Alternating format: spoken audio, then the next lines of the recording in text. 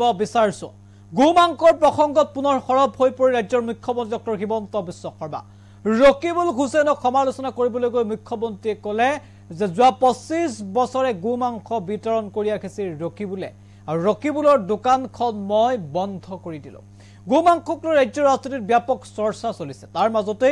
গো মাংসক লৈ মুখ্যমন্ত্ৰীৰ প্ৰতিক্ৰিয়াই এই মুহূৰ্তত ব্যাপক চৰ্চা লাভ কৰিছে সবিশেষ এনি টক্সৰ দৰ্শকক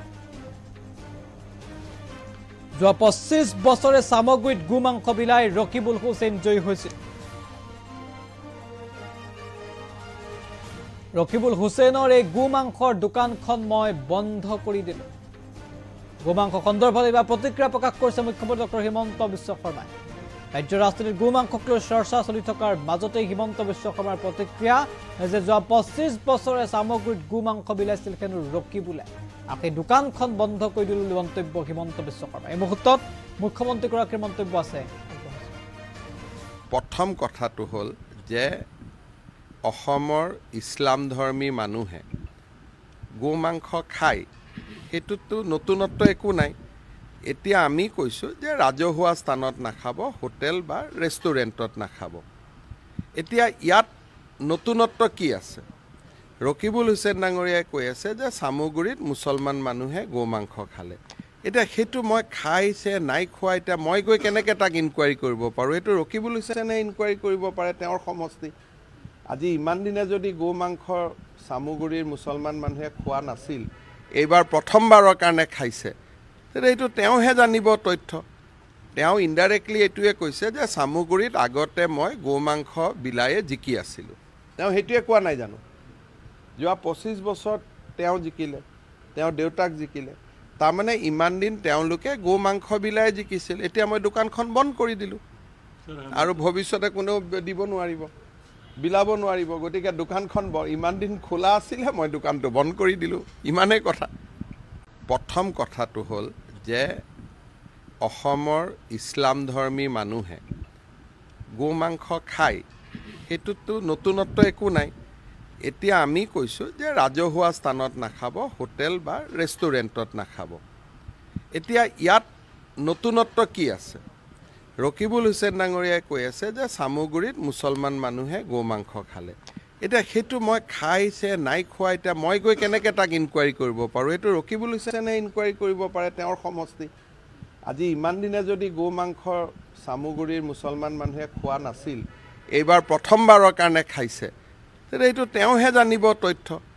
তেওঁ ইনডাইৰেক্টলি এইটোৱে কৈছে যে সামগ্ৰীত আগতে মই গো মাংস বিলায়ে জিকি আছিলোঁ তেওঁ সেইটোৱে কোৱা নাই জানো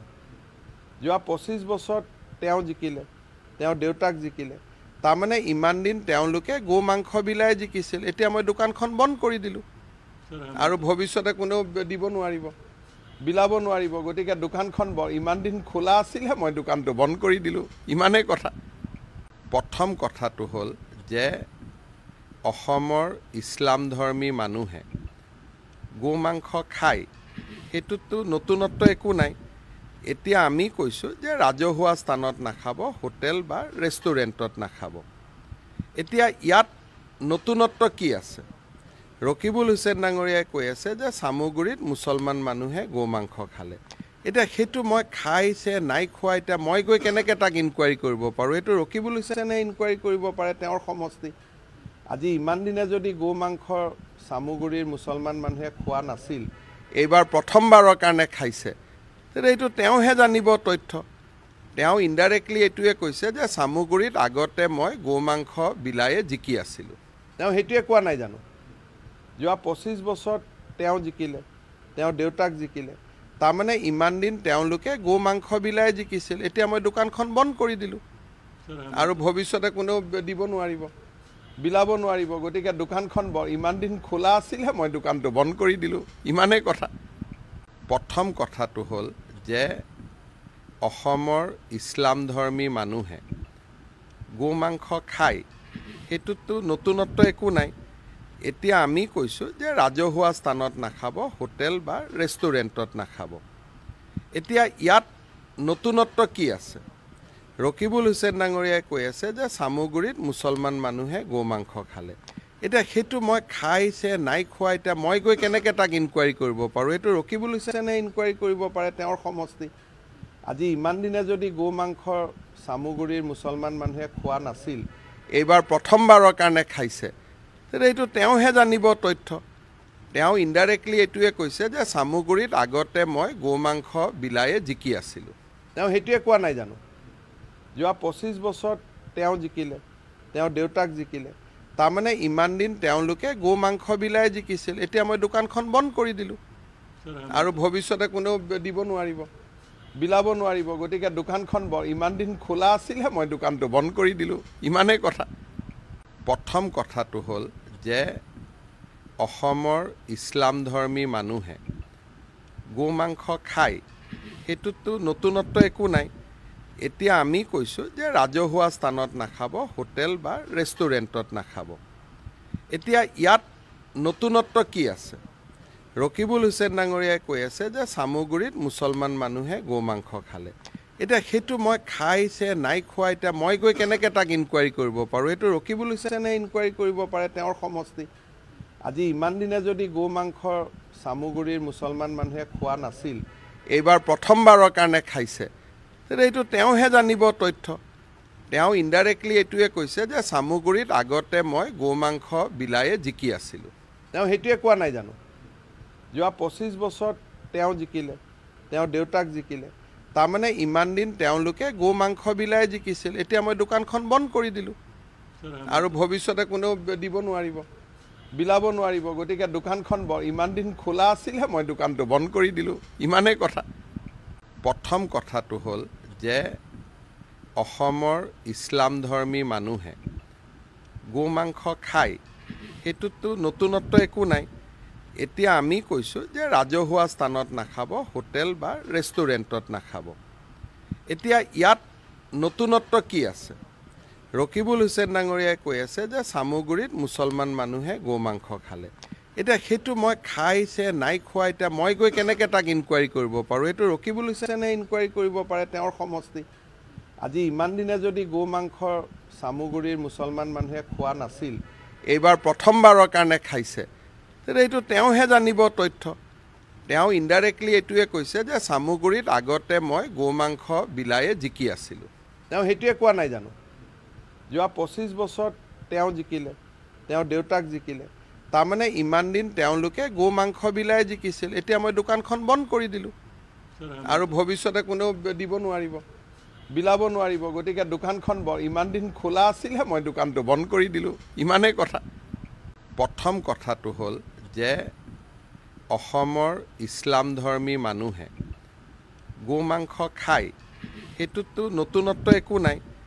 এতিয়া আমি কৈছোঁ যে ৰাজহুৱা স্থানত নাখাব হোটেল বা ৰেষ্টুৰেণ্টত নাখাব এতিয়া ইয়াত নতুনত্ব কি আছে ৰকিবুল হুছেইন ডাঙৰীয়াই কৈ আছে যে চামুগুৰিত মুছলমান মানুহে গো মাংস খালে এতিয়া সেইটো মই খাইছে নাই খোৱা এতিয়া মই গৈ কেনেকৈ তাক ইনকুৱাৰী কৰিব পাৰোঁ এইটো ৰকিবুল হুছেইনে ইনকুৱাৰী কৰিব পাৰে তেওঁৰ সমষ্টি আজি ইমান দিনে যদি গো মাংস চামুগুৰিৰ মুছলমান মানুহে খোৱা নাছিল এইবাৰ প্ৰথমবাৰৰ কাৰণে খাইছে তেতিয়া এইটো তেওঁহে জানিব তথ্য তেওঁ ইনডাইৰেক্টলি এইটোৱে কৈছে যে চামুগুৰিত আগতে মই গো মাংস বিলায়ে জিকি আছিলোঁ তেওঁ সেইটোৱে কোৱা নাই জানো যোৱা 25 বছৰত তেওঁ জিকিলে তেওঁ দেউতাক জিকিলে তাৰমানে ইমান দিন তেওঁলোকে গো মাংস বিলায়ে জিকিছিল এতিয়া মই দোকানখন বন্ধ কৰি দিলোঁ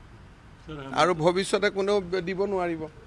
বিলাব নোৱাৰিব গতিকে দোকানখন ইমান দিন খোলা আছিলে মই দোকানটো বন্ধ কৰি দিলোঁ ইমানেই কথা প্ৰথম কথাটো হ'ল যে অসমৰ ইছলাম ধৰ্মী মানুহে গো মাংস খায় সেইটোতো নতুনত্ব একো নাই এতিয়া আমি কৈছোঁ যে ৰাজহুৱা স্থানত নাখাব হোটেল বা ৰেষ্টুৰেণ্টত নাখাব এতিয়া ইয়াত নতুনত্ব কি আছে ৰকিবুল হুছেইন ডাঙৰীয়াই কৈ আছে যে চামুগুৰিত মুছলমান মানুহে গো মাংস খালে এতিয়া সেইটো মই খাইছে নাই খোৱা এতিয়া মই গৈ কেনেকৈ তাক ইনকুৱাৰী কৰিব পাৰোঁ এইটো ৰকিবুল হুছেইনে ইনকুৱাৰী কৰিব পাৰে তেওঁৰ সমষ্টি আজি ইমান দিনে যদি গো মাংস চামুগুৰিৰ মুছলমান মানুহে খোৱা নাছিল এইবাৰ প্ৰথমবাৰৰ কাৰণে খাইছে তেতিয়া এইটো তেওঁহে জানিব তথ্য তেওঁ ইনডাইৰেক্টলি এইটোৱে কৈছে যে চামুগুৰিত আগতে মই গো মাংস বিলায়ে জিকি আছিলোঁ তেওঁ সেইটোৱে কোৱা নাই জানো যোৱা 25 বছৰত তেওঁ জিকিলে, তেওঁৰ দেউতাক জিকিলে, তাৰমানে ইমান দিন তেওঁলোকে গো মাংস বিলাই জিকিছিল, এতিয়া মই দোকানখন বন্ধ কৰি দিলোঁ আৰু ভৱিষ্যতে কোনেও দিব নোৱাৰিব, বিলাব নোৱাৰিব, গতিকে দোকানখন ইমান দিন খোলা আছিলে, মই দোকানটো বন্ধ কৰি দিলোঁ, ইমানেই কথা। প্ৰথম কথাটো হ'ল যে অসমৰ ইছলাম ধৰ্মী মানুহে গো মাংস খায়, সেইটোতো নতুনত্ব একো নাই। এতিয়া আমি কৈছোঁ যে ৰাজহুৱা স্থানত নাখাব, হোটেল বা ৰেষ্টুৰেণ্টত নাখাব। এতিয়া ইয়াত নতুনত্ব কি আছে? ৰকিবুল হুছেইন ডাঙৰীয়াই কৈ আছে যে চামগুৰিত মুছলমান মানুহে গো মাংস খালে। এতিয়া সেইটো মই খাইছে নাই খোৱা, এতিয়া মই গৈ কেনেকৈ তাক ইনকুৱাৰী কৰিব পাৰোঁ? এইটো ৰকিবুল হুছেইনে ইনকুৱাৰী কৰিব পাৰে, তেওঁৰ সমষ্টি। আজি ইমান দিনে যদি গো মাংস চামগুৰিৰ মুছলমান মানুহে খোৱা নাছিল, এইবাৰ প্ৰথমবাৰৰ কাৰণে খাইছে, তেতিয়া এইটো তেওঁহে জানিব তথ্য। তেওঁ ইনডাইৰেক্টলি এইটোৱে কৈছে যে চামগুৰিত আগতে মই গো মাংস বিলায়ে জিকি আছিলোঁ। তেওঁ সেইটোৱে কোৱা নাই জানো? যোৱা 25 বছৰত তেওঁ জিকিলে, তেওঁৰ দেউতাক জিকিলে, তাৰমানে ইমান দিন তেওঁলোকে গো মাংস বিলাই জিকিছিল, এতিয়া মই দোকানখন বন্ধ কৰি দিলোঁ আৰু ভৱিষ্যতে কোনেও দিব নোৱাৰিব, বিলাব নোৱাৰিব, গতিকে দোকানখন ইমান দিন খোলা আছিলে, মই দোকানটো বন্ধ কৰি দিলোঁ, ইমানেই কথা। প্ৰথম কথাটো হ'ল যে অসমৰ ইছলাম ধৰ্মী মানুহে গো মাংস খায়, সেইটোতো নতুনত্ব একো নাই। এতিয়া আমি কৈছোঁ যে ৰাজহুৱা স্থানত নাখাব, হোটেল বা ৰেষ্টুৰেণ্টত নাখাব। এতিয়া ইয়াত নতুনত্ব কি আছে? ৰকিবুল হুছেইন ডাঙৰীয়াই কৈ আছে যে চামগুৰিত মুছলমান মানুহে গো মাংস খালে। এতিয়া সেইটো মই খাইছে নাই খোৱা, এতিয়া মই গৈ কেনেকৈ তাক ইনকুৱাৰী কৰিব পাৰোঁ? এইটো ৰকিবুল হুছেইনে ইনকুৱাৰী কৰিব পাৰে, তেওঁৰ সমষ্টি। আজি ইমান দিনে যদি গো মাংস চামগুৰিৰ মুছলমান মানুহে খোৱা নাছিল, এইবাৰ প্ৰথমবাৰৰ কাৰণে খাইছে, তেতিয়া এইটো তেওঁহে জানিব তথ্য। তেওঁ ইনডাইৰেক্টলি এইটোৱে কৈছে যে চামগুৰিত আগতে মই গো মাংস বিলায়ে জিকি আছিলোঁ। তেওঁ সেইটোৱে কোৱা নাই জানো? যোৱা 25 বছৰত তেওঁ জিকিলে, তেওঁৰ দেউতাক জিকিলে, তাৰমানে ইমান দিন তেওঁলোকে গো মাংস বিলাই জিকিছিল, এতিয়া মই দোকানখন বন্ধ কৰি দিলোঁ আৰু ভৱিষ্যতে কোনেও দিব নোৱাৰিব, বিলাব নোৱাৰিব, গতিকে দোকানখন ইমান দিন খোলা আছিলে, মই দোকানটো বন্ধ কৰি দিলোঁ, ইমানেই কথা। প্ৰথম কথাটো হ'ল যে অসমৰ ইছলাম ধৰ্মী মানুহে গো মাংস খায়, সেইটোতো নতুনত্ব একো নাই। এতিয়া আমি কৈছোঁ যে ৰাজহুৱা স্থানত নাখাব, হোটেল বা ৰেষ্টুৰেণ্টত নাখাব। এতিয়া ইয়াত নতুনত্ব কি আছে?